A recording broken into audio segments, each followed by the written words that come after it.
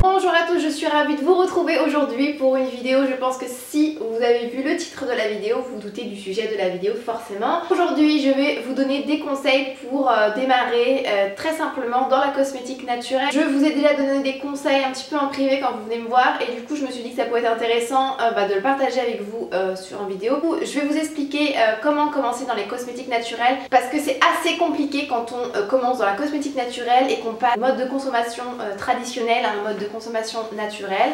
C'est pas compliqué en soi, mais on voit tellement de choses qui sont un petit peu marketées, notamment je pense aux géants Aromazone. C'est un petit peu compliqué de s'y retrouver, du coup je me suis dit qu'une vidéo pour vous donner vraiment les conseils de base. Donc déjà quand on commence dans la cosmétique naturelle, ce qu'il faut vraiment comprendre, c'est qu'on n'a pas besoin d'une multitude de produits pour prendre soin de soi. Vraiment rester le plus naturel possible, c'est vraiment avoir un minimum de produits qui fait un maximum de choses. On a la chance d'avoir des produits qui sont vraiment géniaux et qui s'utilisent pour plein de choses. Après, quand vous commencerez à être un petit peu habitué, experte, etc., vous pourrez faire vos propres mélanges, acheter d'autres produits, vraiment tester d'autres choses. Mais vraiment quand on commence, on a un petit peu le tort et je me mets vraiment dans le honte puisque j'ai été comme ça au début, d'acheter énormément de choses et en fait de me rendre compte que ça me servait mais vraiment à rien du tout d'avoir tout ça chez moi. Vraiment quand j'ai commencé à m'intéresser au naturel, donc c'était il y a pratiquement 2 ans, j'étais perdue complètement, franchement, sincèrement, j'étais vraiment perdue parce que je savais pas du tout par où commencer, je savais pas ce qui était bien, ce qui était important,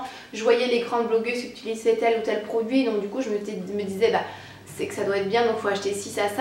Et en fait j'étais vraiment perdue, je savais pas du tout quoi faire. Du coup ce que je pense qui est important c'est je pense que déjà comme je vous l'ai déjà dit dans plusieurs de mes vidéos, on peut pas commencer à arriver et changer tout d'un coup, c'est quasiment mission impossible. Enfin je pense sincèrement que c'est impossible. Après si vous y arrivez tant mieux pour vous, mais je pense sincèrement que c'est un petit peu impossible de changer tout d'un coup. Déjà je pense que selon moi ce qui est vraiment important c'est une huile végétale déjà.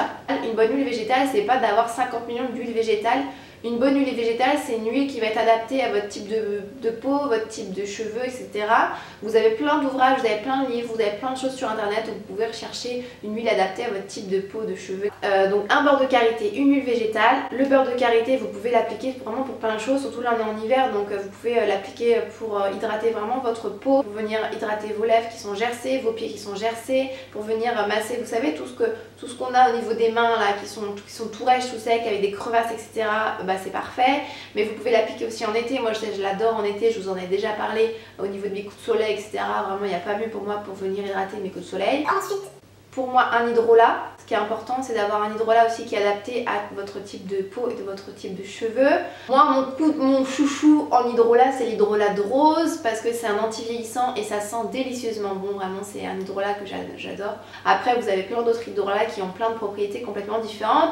Ensuite au niveau des poudres capillaires, donc vraiment si je peux vous donner un conseil, je vous avais déjà consacré une vidéo là-dessus sur les poudres que je préférais, je vous la mettrai en lien dans la barre d'infos si ça vous intéresse. La seule chose c'est qu'il ne faut pas multiplier, acheter je sais pas 50 millions de poudres, c'est pareil. Vous en achetez une, deux, ça suffit amplement et vous attendez qu'elle soit finie pour en racheter d'autres, ça sert à rien de suivre tout ce qu'on dit, tout ce qu'on nous vend entre guillemets. Donc une ou deux selon votre type de besoin, votre type de cheveux. Après vous pouvez acheter également des huiles essentielles. C'est pareil, les huiles essentielles, je peux pas vous dire telle huile est bien et telle huile est pas bien. Si vous avez un petit peu peur, moi je sais que quand j'ai commencé je flippais vraiment d'utiliser ça parce que j'avais peur de me gourer au niveau des doses.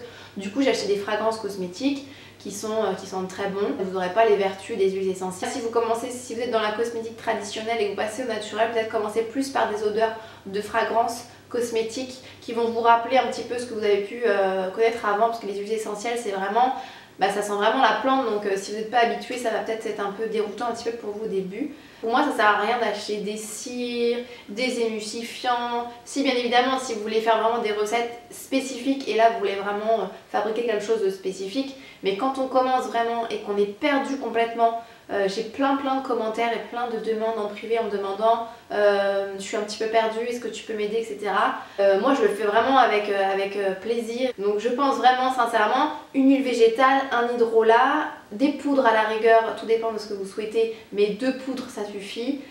Et des huiles essentielles et un beurre de karité, ça suffit pour moi, c'est la base, vraiment la base quand vous commencez, il n'y a pas besoin de plus. J'espère que cette vidéo aura pu vous aider pour les personnes qui sont un petit peu perdues, qui ne savent pas trop par où commencer. Juste bien se renseigner, il faut prendre son temps avant d'acheter. vous renseignez bien sur votre type de peau, sur votre type de cheveux, qu'est-ce qu'ils ont besoin, etc. Bien évidemment, vous faites des tests parce que c'est pas parce qu'on vous dit ça que ça va marcher forcément. Ça peut très bien marcher sur une personne mais pas sur une autre. Tout dépend de plein de choses en fait. Il y a plein de paramètres à prendre en compte. N'hésitez pas à mettre un petit commentaire, un petit pouce en l'air et moi je vous dis à très vite. Ciao!